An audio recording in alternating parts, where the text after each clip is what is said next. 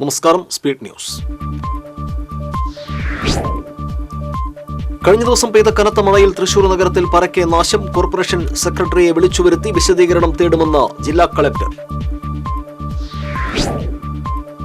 തൃശൂർ നഗരവും പരിസര പ്രദേശങ്ങളും വെള്ളക്കെട്ടിൽ. നടപടിയെടുക്കാത്ത കോർപ്പറേഷനെതിരെ കുളവാഴ എറിഞ്ഞ് പ്രതിഷേധിച്ച് പ്രതിപക്ഷ കോൺഗ്രസ് കൌൺസിലർമാർ, പ്രതിപക്ഷ നേതാവ് അടക്കമുള്ളവരെ പോലീസ് അറസ്റ്റ് ചെയ്ത് നീക്കി.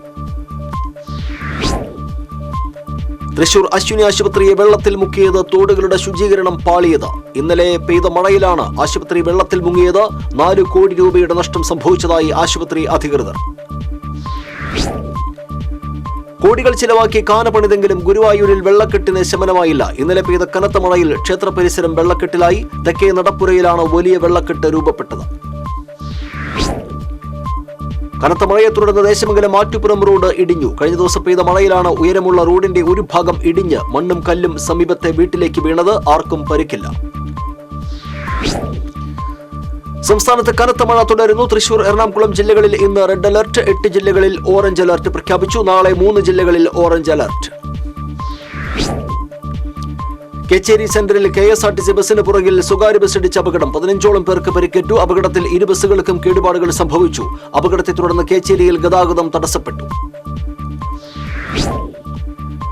വെള്ളറക്കാട് മനപ്പടിയിൽ കനത്ത മഴയിൽ നിയന്ത്രണം വിട്ട കാർ വൈദ്യുതി തൂണിൽ ഇടിച്ച് മറിഞ്ഞ് യുവതി ഉൾപ്പെടെ 2 പേർക്ക് പരിക്കേറ്റു. കുന്നംകുളം പഴുന്നാന സ്വദേശി കാരങ്ങൽ വീട്ടിൽ ഷാഹുൽ ഹമീദ്, കണിപ്പയ്യൂർ സ്വദേശിനി ഫർസാന എന്നിവർക്കാണ് പരിക്കേറ്റത്.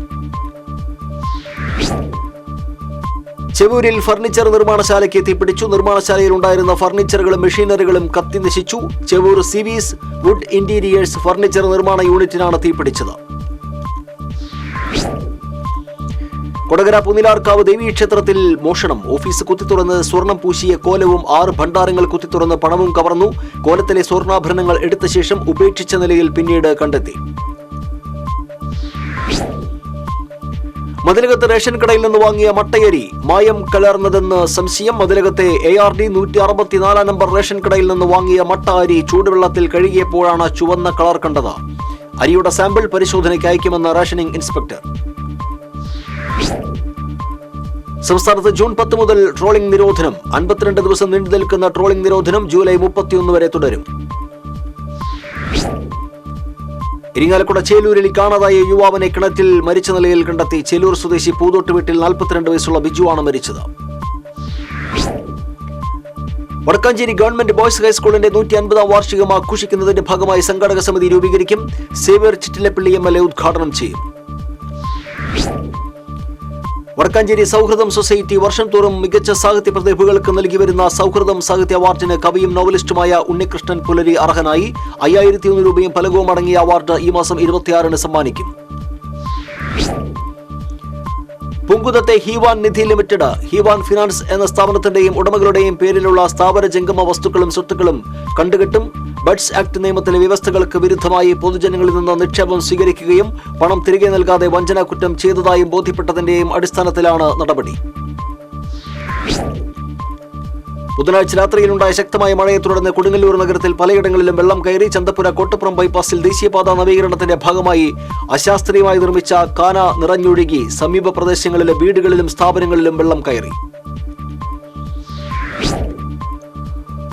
ചേറ്റുവ ദേശീയപാത വികസന പ്രവർത്തനങ്ങൾ നടക്കുന്ന ചേറ്റുവ പാലത്തിന് സമീപം വൈദ്യുതി തൂൺ മണ്ണ് ഒലിച്ചുപോയി അപകടാവസ്ഥയിൽ. അപകടാവസ്ഥ ഒഴിവാക്കാൻ അടിയന്തര നടപടി സ്വീകരിക്കണമെന്ന് നാട്ടുകാർ. പെരിഞ്ഞനം പഞ്ചായത്തിലെ BP നായർ റോഡിന്റെ നവീകരണം പൂർത്തിയാക്കണമെന്നാവശ്യപ്പെട്ട് നാട്ടുകാർ രംഗത്ത്. പെരിഞ്ഞനം ഓണപ്പറമ്പ് മുതൽ നെടുമ്പറമ്പ് വരെയുള്ള റോഡാണ് പകുതിയോളം നവീകരിച്ച് ബാക്കി ഭാഗം ശോചനീയാവസ്ഥയിൽ ഉള്ളത്.